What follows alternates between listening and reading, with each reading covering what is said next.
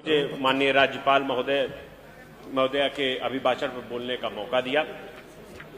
माननीय अधिष्ठाता महोदय, मैं जिस विधानसभा क्षेत्र मऊ से चुनकर आता हूं, ये एक बुनकर बहुल और किसान बहुल क्षेत्र है और यहाँ पे मैं अपने सभी साथी विधायकों को मैंने सुना जिन्होंने बताया कि हमारी सरकार ने ये कर दिया, वो कर दिया, बहुत सारी बातें, मगर उसमें मैं अपनी बातों को भी रखना चाहता हूं क्योंकि हमारा मऊ एक ऐसा क्षेत्र है जहां आज भी एक छोटा जनपद होने के कारण पूर्वांचल का एक हिस्सा है और पूर्वांचल में मऊ एक छोटा जनपद है जहां का सदर हॉस्पिटल, मऊ सदर हॉस्पिटल जो है वो मात्र 70 बेड का हॉस्पिटल है, जहां प्रतिदिन पिछले 6 महीने का अगर आंकड़ा उठाकर देखा जाए तो 200 से ज्यादा पेशेंट वहां पर हमेशा रहते हैं।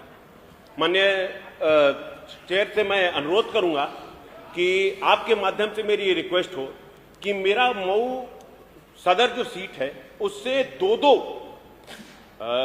राष्ट्रीय मार्ग गुजरते हैं। एक तो हमारा ये एक्सप्रेसवे गुजरता है, पूर्वांचल एक्सप्रेसवे, दूसरा गोरखपुर से बनारस वाला जो मार्ग है वो गुजरता है, मगर उसके बाद भी हमारे विधानसभा क्षेत्र में कोई भी ट्रॉमा सेंटर नहीं है, जिससे अगर कोई घटना घट जाती है तो पेशेंट को मिनिमम, जो कि हमारे क्षेत्र से 100 किलोमीटर की दूरी पर जो भी अच्छा बेहतर हॉस्पिटल है वहां या लखनऊ आना पड़ता है और रास्ते में उनकी मृत्यु हो जाती है, जो कि एक अपूर्व घटना होती है जिसकी कोई भी पूर्ति नहीं की जा सकती। मैं आपके माध्यम से अनुरोध करूंगा कि अध्यक्ष जी, मेरी विधानसभा बुनकर बहुल क्षेत्र है और बुनकर लोग बड़ी बड़ी मशीनों से काम करते हैं। अक्सर ऐसी घटना और दुर्घटना घट जाती है जिससे घायल होने वाले व्यक्ति को इंस्टेंट ब्लड लॉस होता है और जिस कारण स्वास्थ्य सेवा बेहतर ना होने के कारण, मिनिमम जो स्वास्थ्य सेवा भी होनी चाहिए वो भी ना मिलने के कारण वहां पर ये दिक्कत सामने आती है और लोगों की जान जाती है। अध्यक्ष जी, मैं आपसे ये अनुरोध करूंगा आपके माध्यम से कि हमारे यहाँ मऊ का जो डिस्ट्रिक्ट हॉस्पिटल है उसमें ऑक्सीजन जनरेशन प्लांट नहीं है, जो कि आज के समय में बहुत ज्यादा जरूरी पड़ जाता है, क्योंकि सिलेंडर से सप्लाई होने वाली जो गैस है अगर किसी माध्यम से ऑक्सीजन खत्म हो जाता है तो एक बहुत बड़ी घटना का सामना हो सकता है, जिससे कि जान और माल का नुकसान हो सकता है।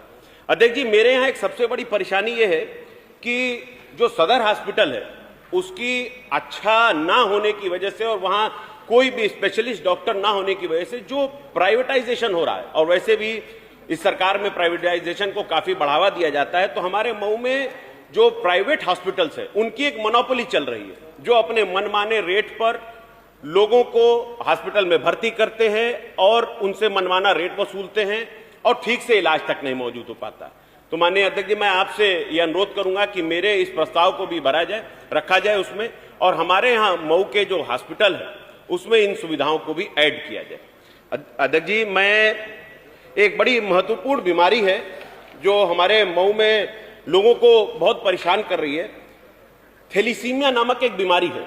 इस बीमारी में हड्डी के अंदर जो बोन मैरो होता है उसमें खराबी आ जाने के कारण व्यक्ति बहुत ज्यादा परेशान हो जाता है, दर्द से जूझता है। पीड़ित को हर 15 दिन में पीआरवीसी ब्लड की आवश्यकता पड़ती है। इस रोग के उपचार में और भी सुविधाओं की आवश्यकता पड़ती है। सुविधा न होने के कारण मरीजों की मौत हो रही है तथा उनके परिजन आर्थिक रूप से टूटते जा रहे हैं। मान्यवर, आपसे अनुरोध करता हूं कि इस बीमारी की गंभीरता को देखते हुए डिस्ट्रिक्ट हॉस्पिटल मऊ में इस रोग के 2 स्पेशलिस्ट कंपोनेंट ब्लड बैंक जांच एवं दवाइयां उपलब्ध कराने की कृपा करें। मान्यवर, मेरे यहां सबसे बड़ी परेशानी नगर पालिका क्षेत्र, हमारे यहां से ही नगर विकास मंत्री भी आते हैं, मगर जो भी कारणवश हो मैं अपनी परेशानी आपके सामने अपने मऊ की रखता हूं कि मेरे नगर पालिका क्षेत्र में 25% आबादी जो कि एक गंदे पानी के नाले के खुले होने की वजह से परेशान है। ये 500 मीटर लंबा नाला करीब 27 फीट चौड़ा है मानवर, और 27 फीट चौड़ा नाला जब भी बारिश का मौसम आता है, खुला हुआ नाला, उसमें पानी भर जाता है। पानी भरने के कारण तरह तरह की बीमारियां पैदा होती हैं। कभी छोटे बच्चे उसमें गिर जाते हैं, कभी उसमें कोई जानवर गिर जाता है और जान और माल का भारी नुकसान हो जाता है। तो माननीय चेयर से मैं अनुरोध करूंगा कि आप मेरी तरफ से मेरी इस चीज को पहुंचाएं और किसी भी तरह उस नाले को बनवाने की कृपा करें, क्योंकि आगे 2 महीने 3 महीने बाद बरसात का मौसम शुरू हो जाएगा और फिर से इन घटनाओं से हमारे नगरपालिका क्षेत्र को बहुत दिक्कत होगी। मान्यवर, मेरी विधानसभा क्षेत्र से होकर गुजरने वाले वाराणसी गोरखपुर हाईवे में, जिस पर district hospital, collectorate, police line, SP office, तहसील, विकास भवन, आरटीओ ऑफिस तथा कई स्कूल, कॉलेज और प्राइवेट हॉस्पिटल हैं, वो रास्ता बिल्कुल क्षतिग्रस्त हो चुका है, मगर उस पर कोई काम नहीं हो रहा है। मैं आपसे अनुरोध करूंगा कि उस रास्ते को काम करने के साथ साथ, उसको बेहतर बनाने के साथ साथ उसको 4 लेन में करने की कृपा किया जाए, ताकि ट्रैफिक जाम से और जो परेशानी हो रही है उससे भी लोगों को आराम मिल सके। मेरी विधानसभा क्षेत्र सदर मऊ नगरपालिका क्षेत्र स्थित बंधा रोड, डेढ़कुलिया घाट से खेदूपुरा भदेसरा होते हुए बख्तावरगंज मार्ग को 4 लेन कराना बेहद जरूरी है, ताकि हमारे नगरपालिका क्षेत्र को जो भारी ट्रैफिक है उससे छुटकारा मिल सके। मेरे यहाँ विकासखंड रतनपुरा है। रतनपुरा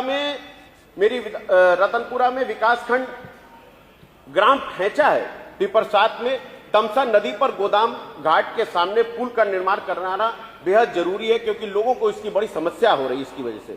अध्यक्ष जी, मेरी विधानसभा क्षेत्र में ग्राम गाढ़ा में योगपुर हॉस्पिटल की पुरानी चारदीवारी टूट गई है, जिसकी वजह से आवारा पशु उसके अंदर आ जाते हैं और बड़ी परेशानी होती है। माननीय सदस्य जी, समय देखें। मात्र 30 सेकंड दूंगा सर। आप लिख के दे दीजिए, याद जाएगा। मुझे सर 4 साल में पहली बार बोलने का मौका मिला है। नहीं, आप बोलिए। को समझिए, और मेरा तो ये भी नहीं ठिकाना है कि कब तक बोलने का मौका मिलेगा, आप जानते हैं। नहीं, आप बोलेंगे। तो इसलिए मुझे मेरी बातों को सुन लीजिए साहब। मेरे यहाँ सबसे बड़ी दिक्कत एक है कि किसी भी, चाहे वो शहर का इलाका हो या देहात का इलाका हो, किसी भी हॉस्पिटल में डॉक्टर्स की कमी है और स्पेशलिस्ट तो है ही नहीं सर। इसके लिए मैं आपसे अनुरोध करूंगा कि मेरी इन गुजारिशों को आप अपने साथ जोड़ते हुए और सबकी गुजारिशों के साथ जोड़ते हुए मेरी मऊ सदर विधानसभा को भी विकसित करें, ताकि मैं भी अगली बार जब अपनी बात रखूं तो उसके साथ साथ बहुत धन्यवाद माननीय सदस्य। और इसके बाद